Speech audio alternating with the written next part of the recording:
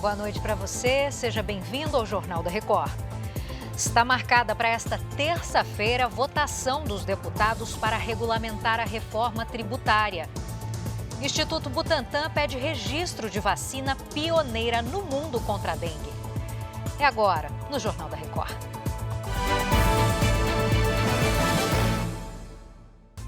Oferecimento Bradesco. Entre nós, você vem primeiro.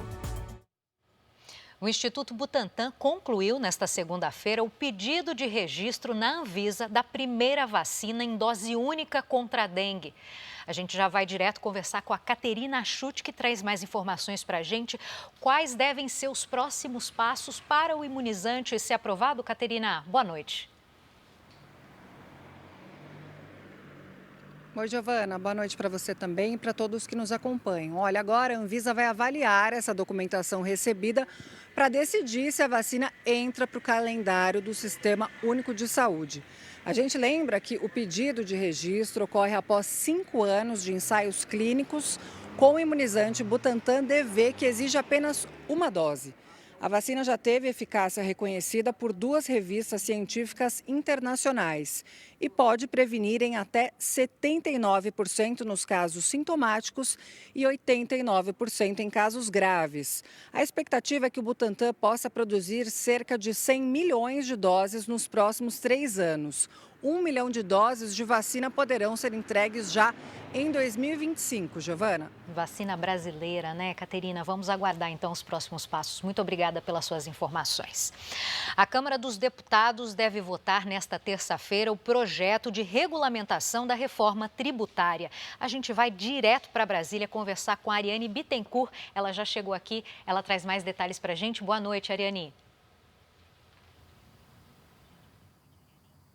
Boa noite, Giovana. A expectativa era que o mérito do texto fosse votado nesta segunda-feira, mas o presidente da Câmara, Arthur Lira, decidiu adiar essa votação.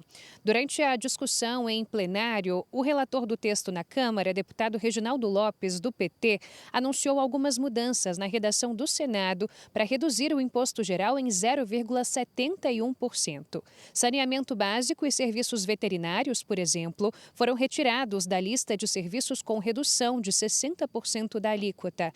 Água mineral e biscoitos também ficaram fora da lista de alimentos com esta mesma porcentagem de isenção.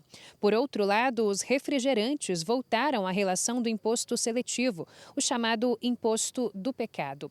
O cálculo final da alíquota padrão da reforma ainda não foi divulgado, mas o relator disse acreditar que ela não deve ficar acima dos 25%. Vamos acompanhar. Até 32, a revisão de alíquota se dará anualmente. Depois de 32, que é de 5 em 5 anos. Então, na própria revisão das alíquotas, que serão anuais, você tem um dispositivo que a alíquota não poderá ser superior a 26,5. E o governo tem que 90 dias para enviar o PLP de cortes. E é muito simples cortar nesse sistema tributário. Nós acreditamos que a alíquota não será superior a 25%. E é bom falar e assumir esse compromisso público. Bom, se for aprovado nesta terça, o texto segue direto para a sanção do presidente Lula. O governo tem pressa para votar essa regulamentação da reforma ainda em 2024, já que esta é a última semana antes do recesso parlamentar. Giovana. Obrigada, Ariane. A gente ainda tem bastante assunto para conversar aqui de Brasília. Você volta daqui a pouco, né? Obrigada. O Tesouro Nacional estima que a dívida bruta do governo geral, que engloba os governos federal, estaduais e municipais, vai fechar o ano em 77,7% do produto interno bruto e chegará a 81,7% em 2026, quando se encerra o atual mandato. Os dados constam na 5ª edição do relatório de projeções fiscais divulgado nesta segunda-feira.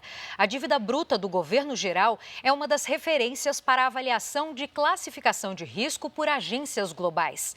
Na prática, quanto maior a dívida, maior o risco de calote.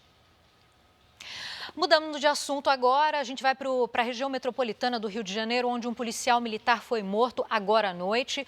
Então, o crime foi flagrado por uma câmera de segurança. Leonardo Aque traz mais detalhes para a gente agora. Como estão as investigações do caso, Léo? Boa noite. Oi, Giovana, boa noite para você, boa noite a todos. Olha, a Delegacia de Homicídios da Baixada Fluminense já está com o caso, tenta identificar os criminosos. Nas imagens, os homens atiram contra o policial. Ele perde o controle do carro e acaba batendo o veículo. Os criminosos, que estariam armados com fuzis, fugiram. Agora, quando o Corpo de Bombeiros chegou ao local, a vítima já estava sem vida. A ação foi na cidade de Magé, na Baixada Fluminense. O PM Alisson Esturião, de 40 anos, estava de folga. O agente trabalhava no batalhão de Magé e deixa a esposa e uma filha. Giovana. Leonardo, obrigada pelas suas informações aí direto do Rio de Janeiro. Mais de 1.700 joias foram roubadas ou furtadas por criminosos em joalherias do estado de São Paulo entre janeiro e outubro deste ano. A ação mais recente aconteceu num shopping de alto padrão da capital paulista. A câmera de segurança da joalheria mostra um momento em que um homem, que parecia ser um cliente, pega um colar na vitrine e vai embora. Toda a ação durou menos de 15 segundos. A joia, ela é um produto pequeno, porém com grande valor. Como ela é pequena, ela é fácil de pegar e sair e pôr no bolso. O colar roubado era de ouro com brilhantes, peça avaliada em R$18 mil. O crime aconteceu dentro de um shopping de alto padrão da zona leste de São Paulo.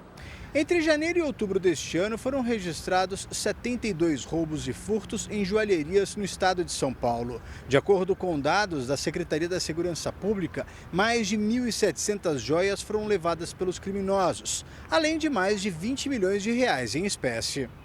No sábado, assaltantes trocaram tiros com a polícia num assalto a uma joalheria dentro de um shopping de Manaus.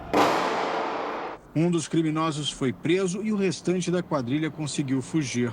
Ainda não foi divulgado o valor e a quantidade de joias roubadas. Parte das joias foi recuperada pela polícia.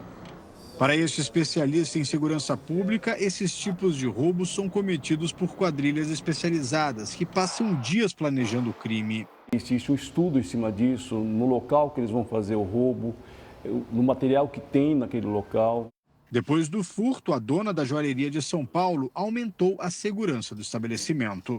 Eu só tinha alarme de temperatura, não tinha o de movimento. Então, eles perceberam isso. Essas quadrilhas, elas entendem de segurança. Então, a gente tem que sempre estar acima deles. E olha que curioso, uma descoberta arqueológica na Amazônia peruana pode revolucionar a história da origem do cacau, a matéria-prima do chocolate. Foram 15 anos de trabalhos de escavação em 2 sítios arqueológicos bem próximos, Monte Grande, no Peru, e Santana La Florida, no Equador. A uma profundidade de 3,30 metros, os arqueólogos encontraram esculturas em pedra que teriam sido talhadas há mais de 5.000 anos. Cujos sedimentos estudados encontraram restos de cacau.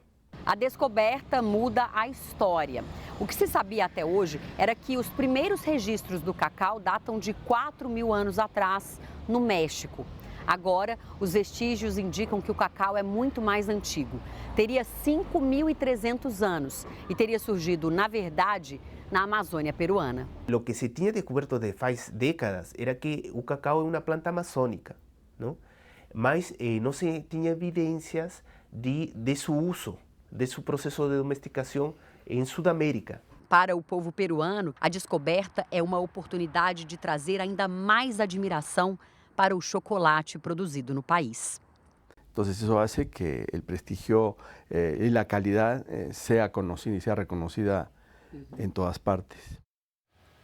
A partir de 1º de janeiro, os recibos médicos vão ser emitidos de forma digital. Com a nova ferramenta da Receita Federal, não vai ser mais preciso guardar aquela papelada para fazer a declaração do imposto de renda. O recurso também quer evitar tentativas de fraudes que joguem o contribuinte na malha fina. Pense numa pessoa organizada. É a Simone, com uma pastinha de documentos e contas. Entre os papéis estão as notas e recibos de consultas e tratamentos médicos dela, da mãe e do marido, para deduzir no imposto de renda. Faz tempo que ela guarda tudo para aprovar os pagamentos. Fica aquele volume de papel, né? E eu não sei se pode jogar fora, se daqui a uns anos você pode jogar fora essa parte do imposto de renda ou não. Então eu sempre guardo, muitos anos eu tenho guardado. Mas a partir de janeiro, chega de papelada. Todos os profissionais de saúde terão que lançar as notas de pagamento de forma digital no aplicativo da Receita. E todos os gastos já vão aparecer automaticamente na declaração pré-preenchida do imposto de renda em 2026. A declaração que a gente apresenta em 2025, ela é relativa ao ano calendário de 2024. Em 2024, esse Receita Saúde ele não era obrigatório, né? Então, até agora, os médicos que utilizaram facultativamente.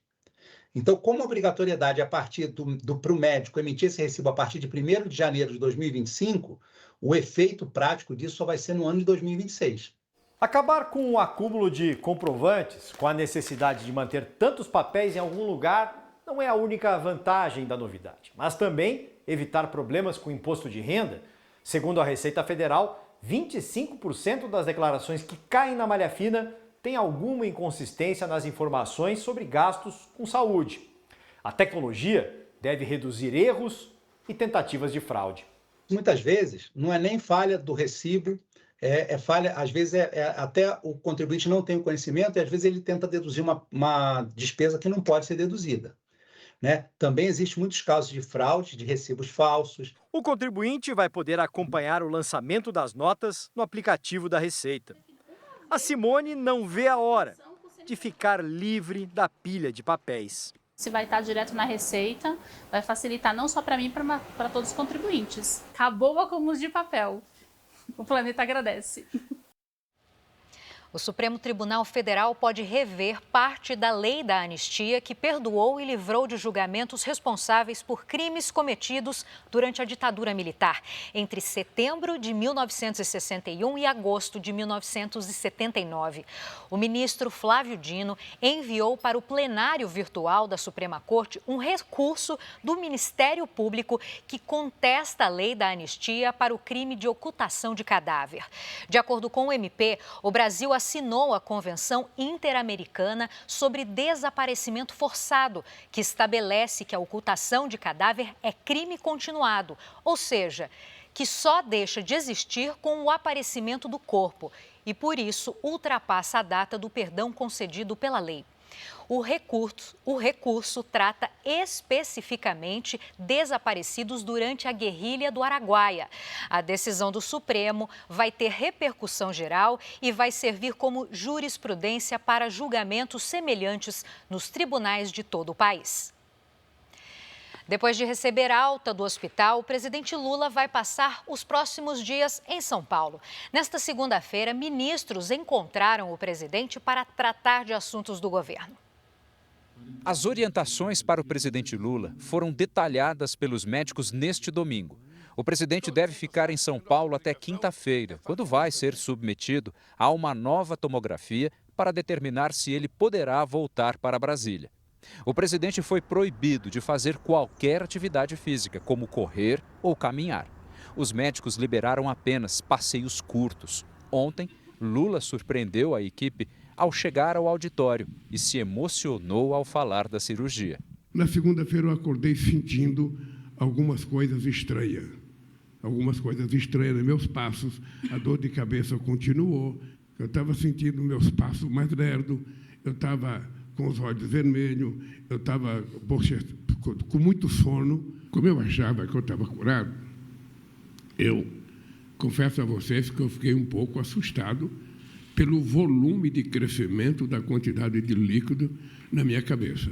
Lula sofreu uma queda no banheiro em outubro. Ele bateu a cabeça e levou pontos logo acima da nuca. Na semana passada, o presidente fez uma cirurgia para drenar um hematoma no crânio. Depois, foi submetido a uma embolização em uma artéria para bloquear o fluxo sanguíneo para o hematoma e evitar novos sangramentos. Apesar de os voos curtos terem sido liberados para o presidente Lula, ele está proibido de fazer viagens internacionais até segunda ordem. Os médicos afirmam que haverá algumas restrições até a cirurgia completar um mês, mas o presidente está liberado para trabalhar. Ele fez da casa aqui em São Paulo um gabinete provisório e já recebeu ministros. Pela manhã, a visita foi do ministro da Fazenda, Fernando Haddad.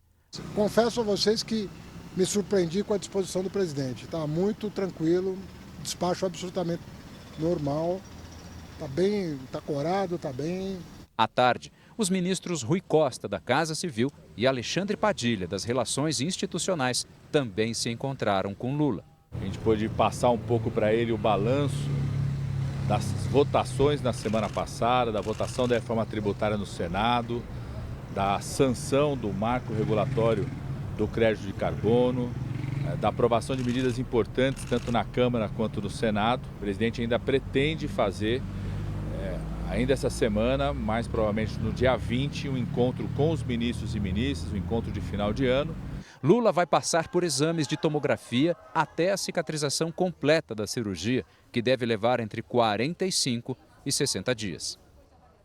A gente segue falando do presidente. O YouTube retirou do ar 7 vídeos que espalhavam notícias falsas sobre o estado de saúde do presidente Lula. A gente volta para Brasília com a Ariane Bittencourt.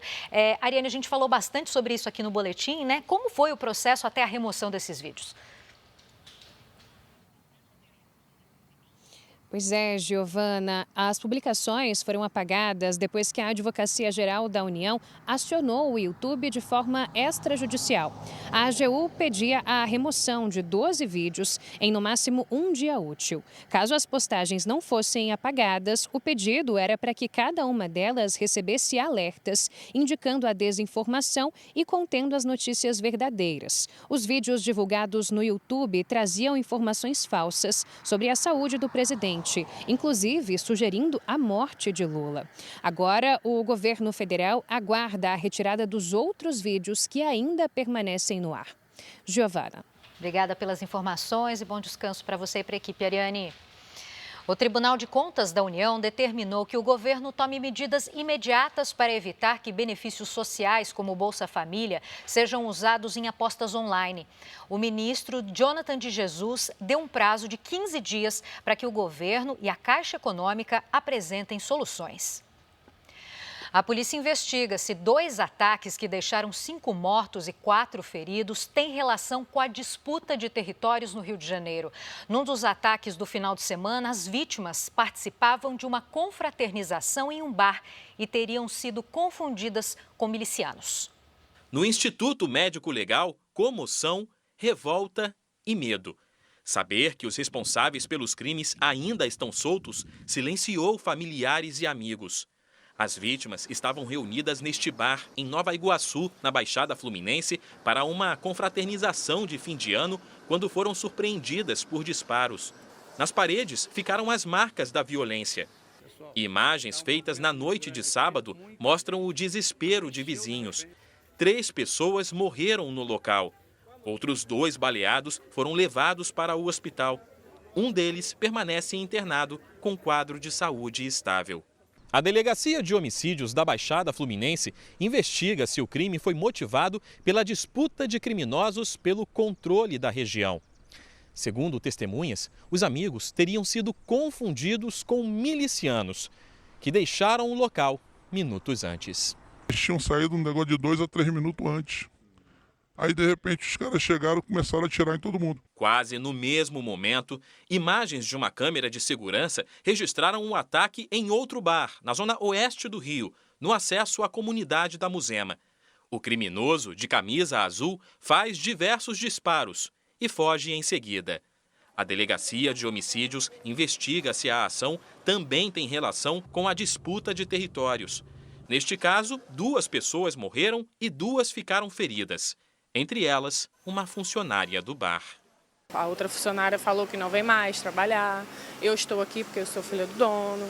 E a outra moça que estava ajudando aqui no dia também falou que não vem mais. Está todo mundo se perguntando o porquê, na verdade, disso tudo ter acontecido, né? A Secretaria de Segurança Pública disse em nota que os 2 casos estão sendo investigados. O Exército Brasileiro inaugurou nesta segunda-feira a primeira companhia anticarro mecanizada. A unidade vai funcionar em Osasco, na Grande São Paulo. A companhia é equipada com avançados mísseis que combinam inteligência artificial e alta precisão e que podem ajudar no combate a tanques ou outros tipos de veículos militares. Fora do Brasil, o governo da Ucrânia declarou ter matado 30 soldados norte-coreanos na região de Kursk. Os detalhes com a nossa correspondente Silvia Kikuchi. Boa tarde para você, Silvia. Olá, Giovana. Boa noite a todos. Os soldados norte-coreanos estariam lutando pela Rússia na frente de batalha, na região ocupada pelas forças ucranianas. A Coreia do Norte teria enviado tropas para ajudar a Rússia depois que os 2 países firmaram um acordo de defesa mútua. Já a Ucrânia intensificou os contra-ataques à Rússia com a ofensiva de drones à Chechênia. Um deles atingiu uma área militar da capital Grozny. A Coreia do Norte ainda não se pronunciou sobre a morte ou a presença de soldados em território russo. Giovana. Obrigada, Silvia, pelas informações. A polícia de Wisconsin, nos Estados Unidos, divulgou novas informações sobre o ataque a tiros que deixou mortos em uma escola na cidade de Madison. As autoridades dizem que a atiradora, que era uma aluna da instituição, foi encontrada morta no local. As 2 vítimas eram um professor e uma estudante. 2 alunos foram hospitalizados em estado grave. Fontes disseram à polícia que a adolescente estaria planejando os ataques há alguns dias. Os pais da atiradora estão cooperando com as autoridades. Ainda não se sabe o que teria motivado esse crime. Aqui no Brasil, a Justiça do Rio de Janeiro determinou a suspensão de uma das músicas da cantora britânica Adele nas plataformas digitais. A popstar é suspeita de plagiar uma das canções mais conhecidas da MPB. O cantor e compositor Toninho Gerais é o autor da música Mulheres. Nesse vídeo, produzido pela assessoria dele, a cantora Juviana canta as 2 versões para comprovar a semelhança.